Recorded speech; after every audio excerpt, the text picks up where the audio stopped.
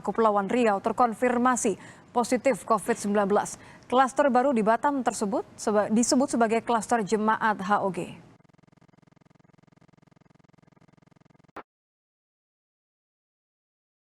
Oke teman-teman, seperti yang tadi aku bilang, kita sekarang ada ketemu dengan salah satu teman kita yang di Batam juga nih teman-teman. Kenalin dulu dirinya, teman-teman kan belum tahu nih. Nah, namanya siapa? Oke, teman-teman semua, nama saya Edwin. Saya sudah menikah, terus punya satu anak, satu lagi on the way, istri lagi hamil, dan pekerjaannya. Saya bekerja sebagai investor di salah satu gereja di Batam di GW Windsor Square, Pasar lagi. Oke, itu ya teman-teman. Tapi dia udah nikah teman-teman. Jadi bagi para cewek-cewek jangan berharap terlalu banyak. Oke? Oke, kok kemarin kan ada di berita besar-besar mungkin di awal-awal bulan 3, bulan 4 mungkin ya. Yang klaster HOG. Yes. Ya. Itu mungkin kalau boleh cerita itu kayaknya Koko terkenakah atau gimana? Ya, jadi case cluster HOG itu startnya sebenarnya kalau teridentifikasinya ya itu bulan 5, bulan Mei. Jadi waktu itu saya juga salah satu orang yang terkonfirmasi kena COVID-19. Oh, jadi Koko termasuk orang yang terkonfirmasi ya pada saat itu. Nah, itu adakah gejalanya? Waktu Koko kena itu Koko ada rasa nggak enak badan lah, panas atau apa gimana? Sebenarnya saya pribadi waktu itu nggak tahu kenanya kapan, karena sebenarnya di akhir bulan 4 kita ada ikut rapid test.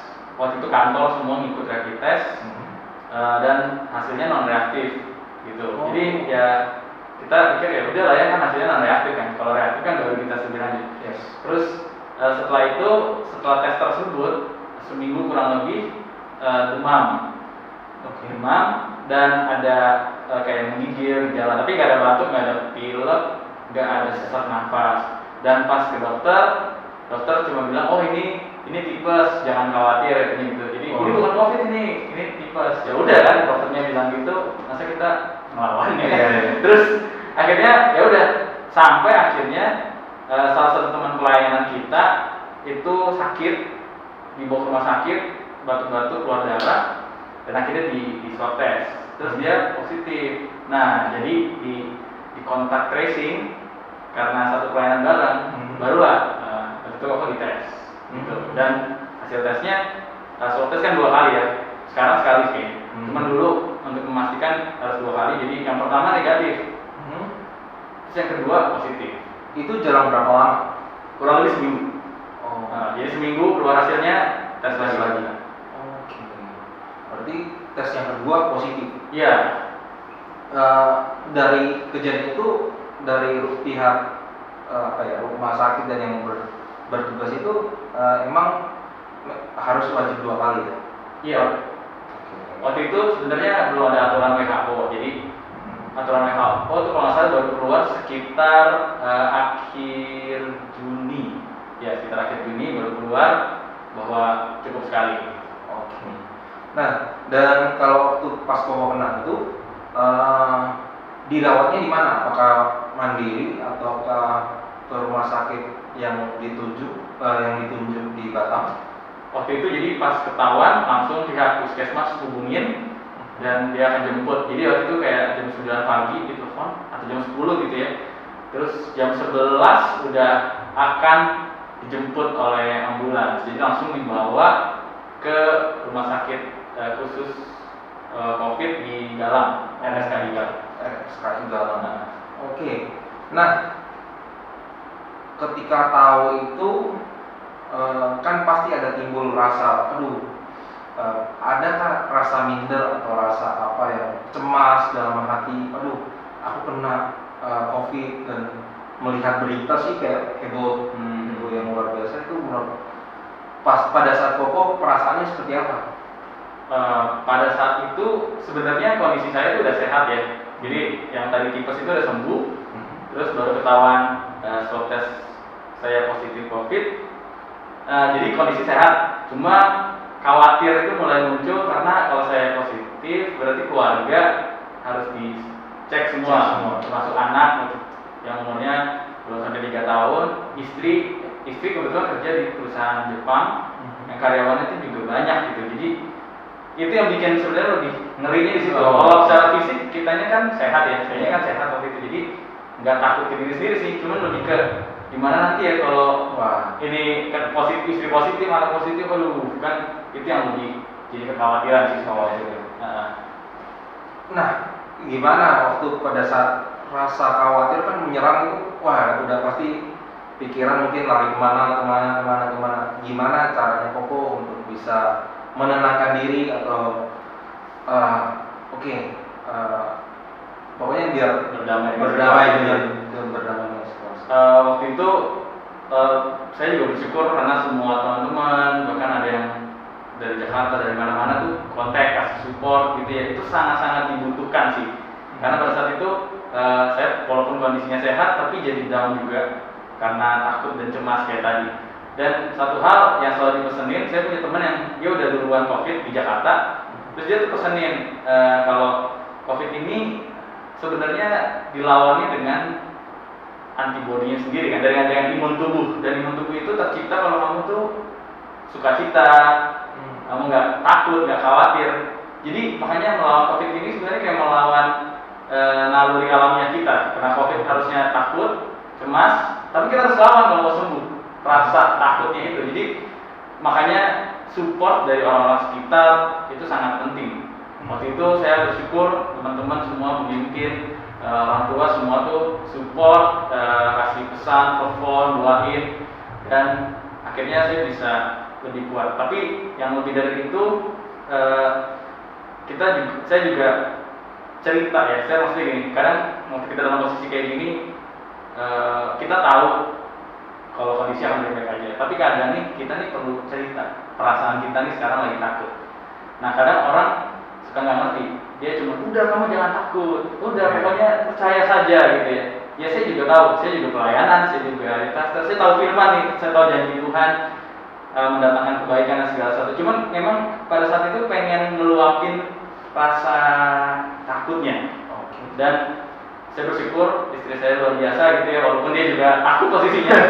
Waktu itu dia udah hamil.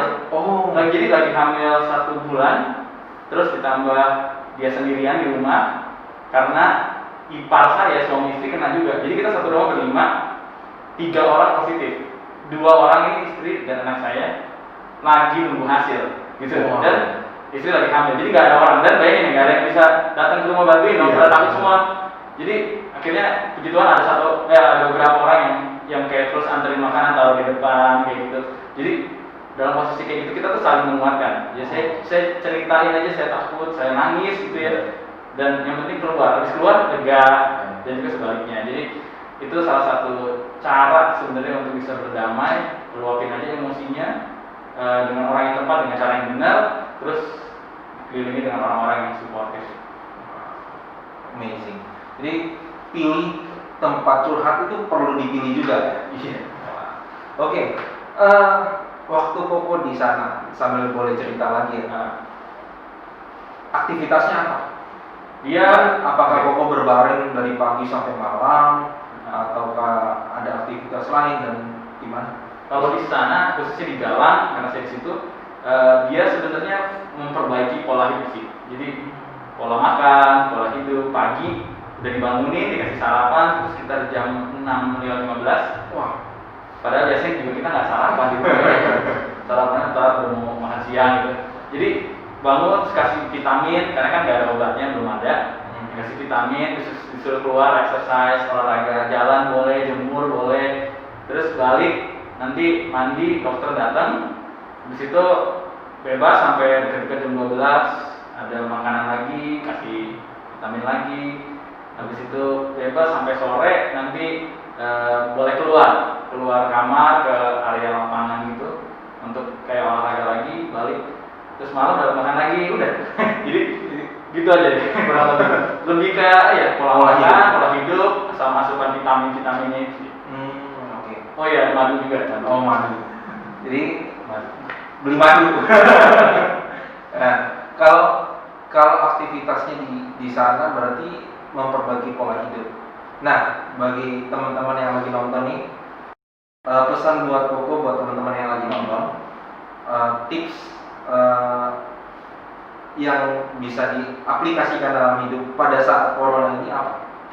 Atau wejangan lah kalau orang bilang, atau kata-kata bijak buat teman-teman yang lagi nonton. Oke, kalau untuk kondisi sekarang sebenarnya kan ini dialami oleh semua orang ya, baik kamu kena dampaknya secara langsung, kena COVID-nya ataupun masalah ekonominya. Ini akan terjadi.